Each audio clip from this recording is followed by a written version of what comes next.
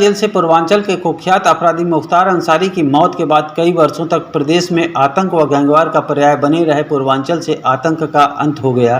पूर्व में कई बार पूर्वांचल अपराधियों के गढ़ के रूप में चर्चित रहा, लेकिन मुख्तार की मौत के बाद अब पूर्वांचल से आतंकवाद गैंगवार का लगभग अंत होना माना जा रहा है। जानकारों का कहना है कि वर्तमान में पूर्वांचल में ऐसा कोई गैंग नहीं बचा जो प्रदेश स्तर पर आतंक के बल पर राज कर सके और पुलिस को चुनौती दे सके। जानकार लोगों की माने तो मुख्तार और ब्रजेश सिंह के बीच शुरू हुए गैंगवार के साथ पूर्वांचल में अपराधियों का दबदबा बढ़ने लगा था।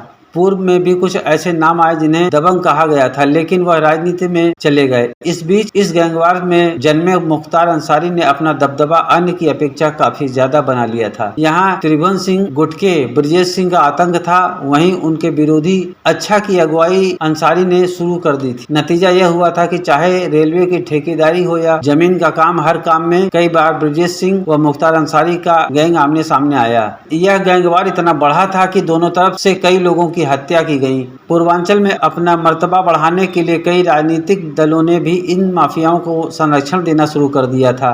नतीजा यह आया कि ब्रजेश सिंह विधायक बना।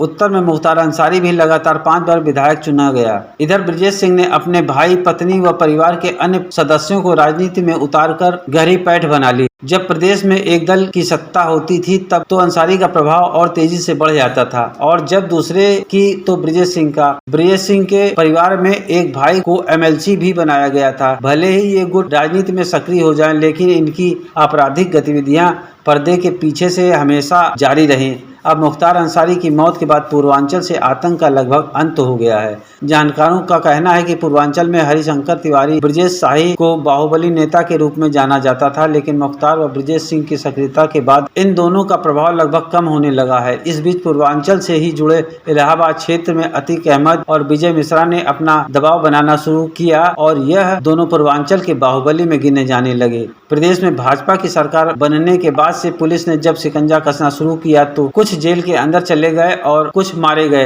अतीक अहमद व उसके भाई की पुलिस हिरासत में ही हत्या कर दी गई। पूर्वांचल में कोई मुन्ना बजरंगी को तो कोई मुख्तार अंसारी या कोई ब्रजेश सिंह को बैक करता था, लेकिन कहा जाता है कि मुन्ना सिंह केवल भीड़ और हत्या करता था। मुख्तार ने जब एक प्रभावशाली की हत्या मुन्ना बजरंगी से कराई तो उसका कुछ पैसा रोक लिया, तो मुन्ना बजरंगी ने दूसरे गुट से मिलकर मुख्तार के ही 3 लोगों की हत्या कर दी। बाद में पैसे का विवाद निपटा और मुन्ना बजरंगी एक बार फिर मुख्तार अंसारी से जुड़ गया। पिछले दिनों बजरंगी की भी जेल में हत्या कर दी गई। अतीक अहमद पहले ही मारा जा चुका था। भाजपा सरकार ने दबाव बनाकर मुख्तार अंसारी की तमाम संपत्तियां जब्त करा दी हैं। उसके परिवार के लोग कई मुकदमों में वांछित होने के बाद फरार चल रहे हैं। वीरेंद्र की पहले ही हत्या की जा चुकी है। जानकार पुलिस सूत्रों का कहना है कि अब मुख्तार अंसारी की मौत के बाद पूर्वांचल से गैंगवार लगभग समाप्त हो गया है, क्योंकि ऐसा कोई गिरोह नहीं बचा है जो आतंक के बल पर ठेके हथियाने की हिम्मत जुटाने वाला हो। विजय मिश्रा पर भाजपा सरकार पहले ही शिकंजा कर चुकी है और वह आतंक से कमाई गई अपनी संपत्ति बचाने के लिए बचाव के रास्ते पर चल रहा है।